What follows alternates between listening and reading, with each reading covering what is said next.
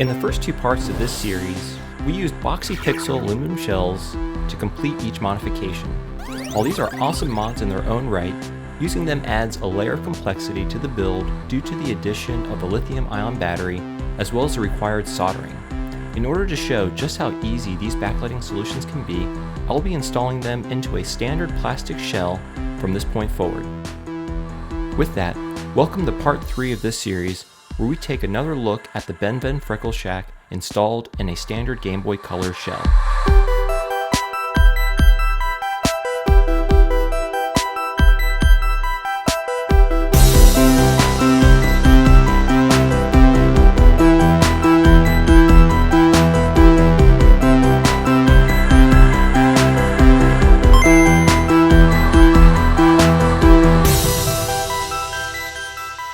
Hi everyone, my name is Tito, and I hope you all had a wonderful New Year celebration. Welcome to another episode of Retro Renew. I just wanted to start this episode off by thanking you all so much. We just hit 100 subscribers, and I couldn't be more thrilled.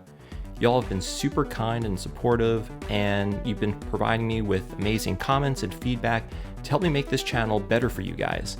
And as we start 2020, I hope that I can continue to provide you with better and better videos. So again, thank you all so much.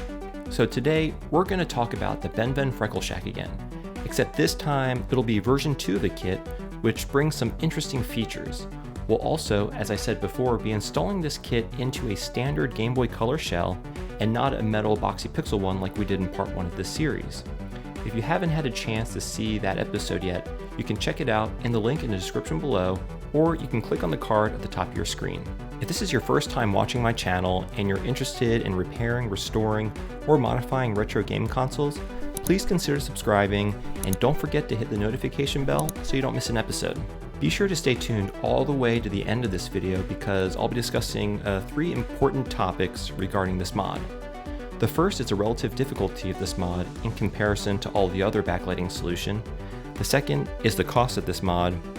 And third is the general quality of the product as well as my overall thoughts. I will also discuss how this version of the Freckle Shack differs from the original Batch 1 version shown in part 1 of this series. So the main reason I wanted to do another video about the Freckle Shack is that my initial video didn't really convey just how easy this mod can be.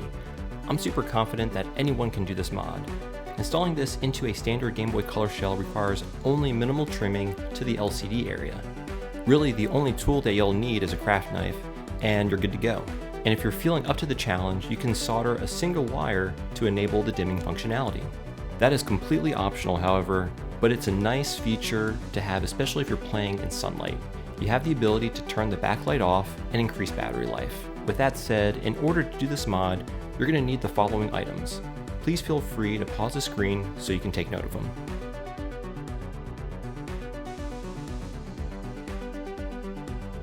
Alright, once you gathered all your tools and parts, we can start the modification. Alright, let's get this Game Boy taken apart by first removing the 6 tri-wing screws.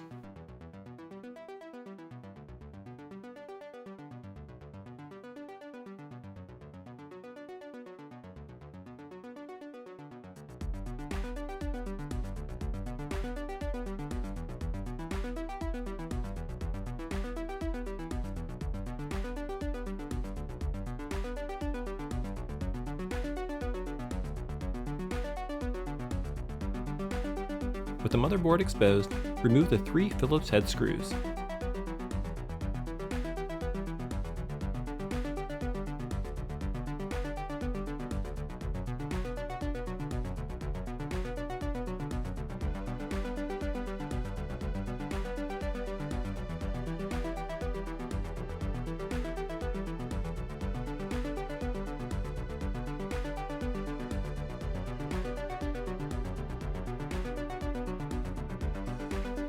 Detach the LCD ribbon cable from the motherboard by releasing the locking tabs.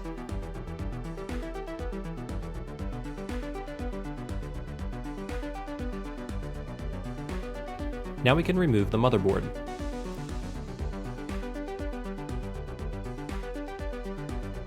Set aside the front shell housing for now.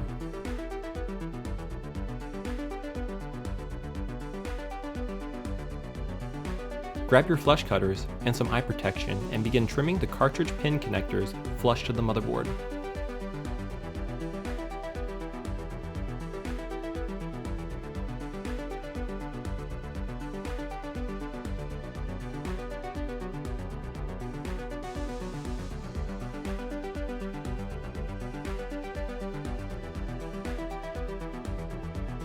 Cover the pins with a piece of Kapton tape.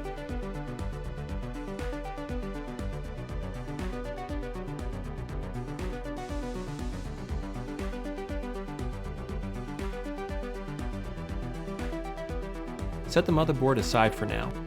Grab the front shell housing and remove the buttons and membranes.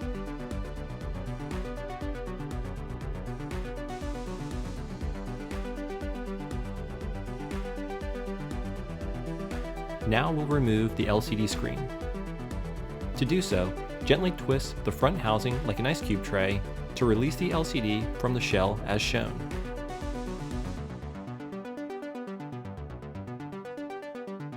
Peel the adhesive that was holding the LCD in place from the front shell housing. I placed it on the LCD in case of future use.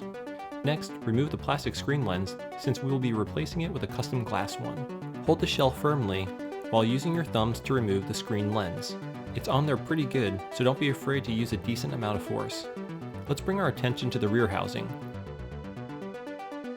Remove the worn out Gameboy Color label from the rear since we'll be replacing it with a custom one from Ben. To remove these, I use a heat gun to relax the adhesive. If you are planning to use a heat gun, please take extra caution to not melt the shell. If you are not comfortable using a heat gun, I'd recommend a hair dryer instead.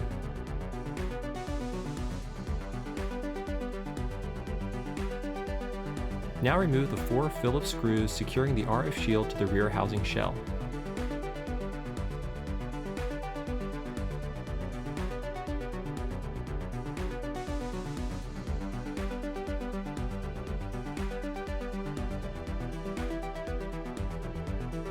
Next, moving our attention back to the front housing, let's remove the residual adhesive left behind from the plastic LCD lens. I find the easiest and cleanest way to do this is by using a piece of packing tape. Use packing tape to pick up the residual adhesive as shown.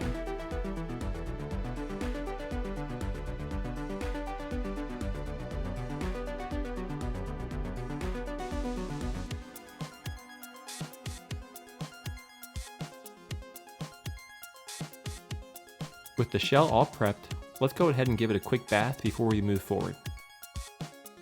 Place the shell, button membranes, and other various pieces in some warm water.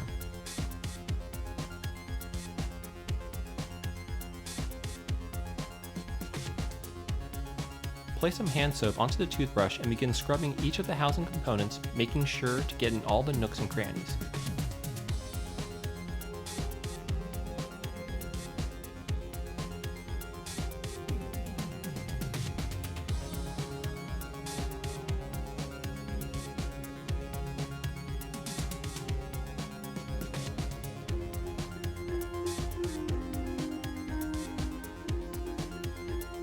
If you're finding this video helpful, don't forget to like and subscribe. It'll really help me out.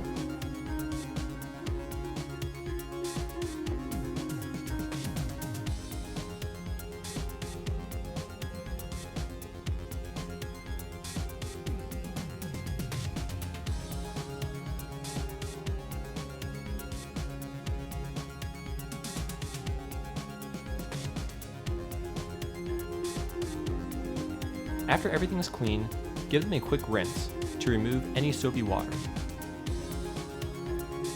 Dry the components as well as you can with a microfiber cloth.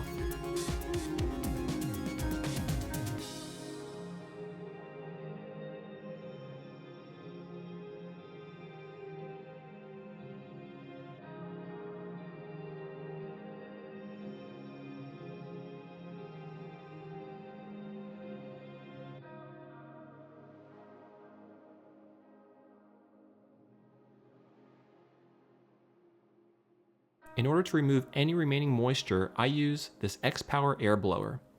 This is a more cost-effective alternative to a can of compressed air and greatly reduces the time needed for the components to dry. I have a link to the X-Power air blower in the description below. I went ahead and dried everything off camera. Now we need to modify the front shell housing to fit the Freckle Shack. We need to trim the plastic area highlighted in green.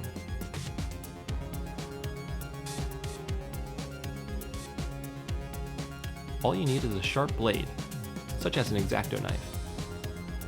With the X-Acto knife, cut either end of the plastic.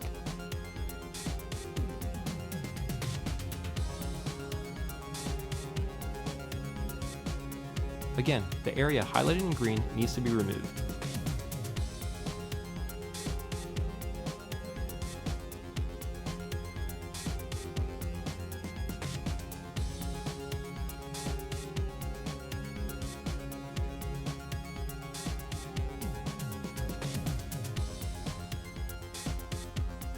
After cutting both sides, gently score the plastic as shown.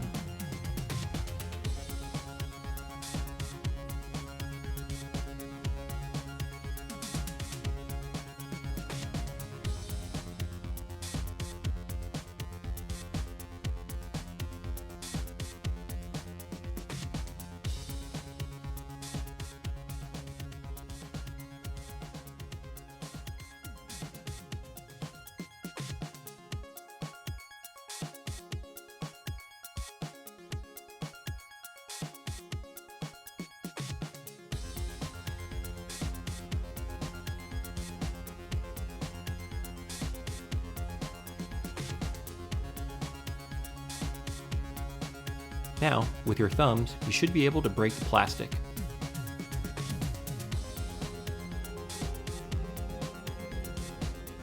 Clean up any remaining plastic imperfections with your X-Acto knife.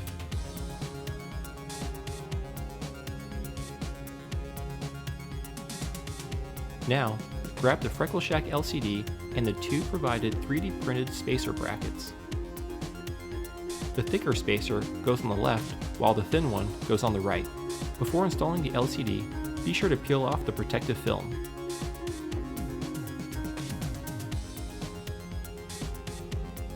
Next, grab the Freckle Shack PCB. Attach the LCD ribbon cable to the PCB.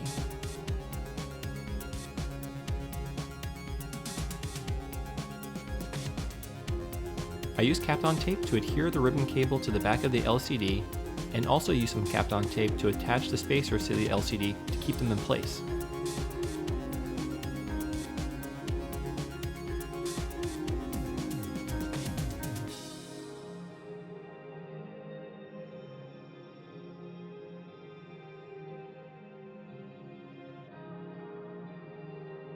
Now lay the PCB over the LCD as shown.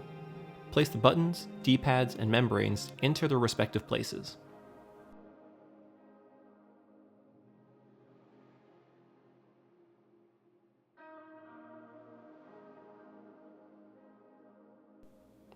Next, grab the motherboard and connect the Freckle Shack ribbon cable and lock it in place.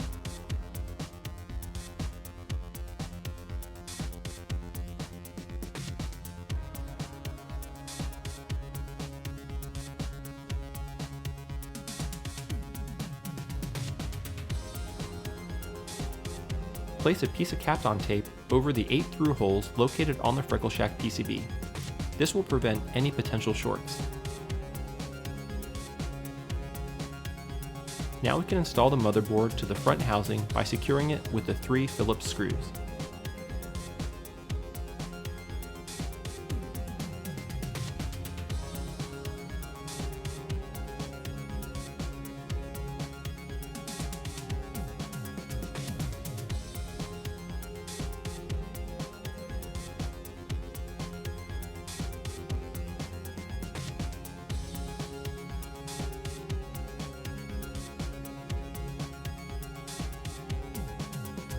Secure the RF shield to the rear housing by using the 4 Phillips screws.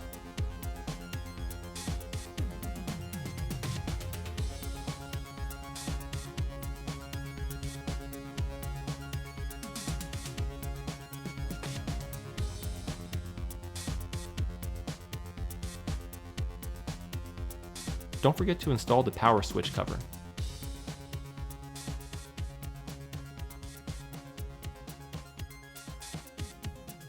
Next, secure the rear housing to the front using the 6 tri-wing screws.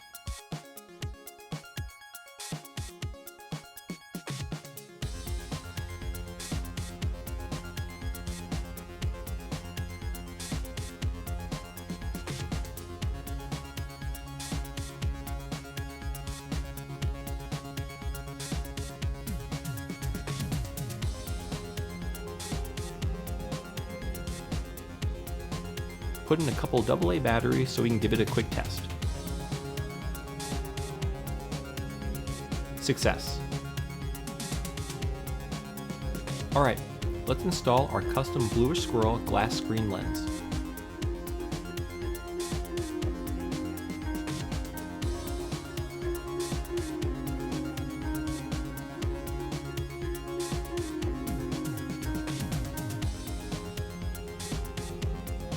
Last but not least, let's finish this project off with a custom Gameboy Color label.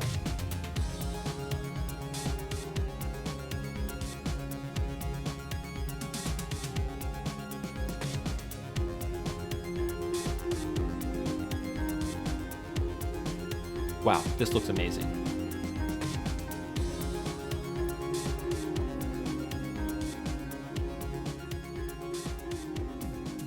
Alright. With the mod completed, let's see how it stacks up in the following areas. As far as difficulty is concerned, this is a very simple mod to accomplish. If you forgo adding the dimming function, this is a very accessible mod. As far as cost is concerned, when they are available, these units typically go for $50 US, plus about $10 to $15 for having it shipped to the United States. Benven, I think, always tries to make his products competitively priced. Also, if you want to have a custom screen lens to make it look like a really refined product, it'll cost you probably another $20. But again, that's optional, and it doesn't look bad without a custom lens. In terms of functionality, this version 2 of the Freckle Shack kit includes the ability to dim the screen by holding down the select button, allowing you to cycle through various brightness settings. Also, this kit has a transflective LCD screen, which allows you to play this unit in sunlight. With the dimming function enabled, you can actually turn off the backlight and save a good amount of battery power when you're playing outside. So, what do I think of this mod? I think this is the best option for people who want the closest thing to a drop-in solution. There's very minimal shell modification needed and no required soldering. The colors of the screen seem to be pretty good, and the screen brightness is more than ample. So in conclusion, the version 2 Freckle Shack is an amazing solution to backlighting the Gameboy Color. Also, batch 1 versions of the PCB had larger capacitors which created fitment issues, but has since been resolved. Overall, this is a fantastic option and you will not be disappointed with the results. If you are planning to buy one of these kits, I recommend you follow Benven on his social media accounts such as Facebook, since that is where he tends to announce when he'll release new products. Alright, I really hope you enjoyed part 3 of this series. Up until now, we had only discussed Benven products. In part 4 of this series, we'll review a different solution by a different creator who is no stranger to backlighting mods, and that person is McWill. You may have heard of him before with the great work he has done with the Sega Game Gear LCD, and now he brings his ability and knowledge to the Game Boy Color with some pretty cool design choices. So be sure to hit that subscribe button and notification bell, and please leave a comment about your favorite way to backlight the Game Boy Color. And once again, Happy New Year! Thank you for being a part of this channel, and we'll see you next time.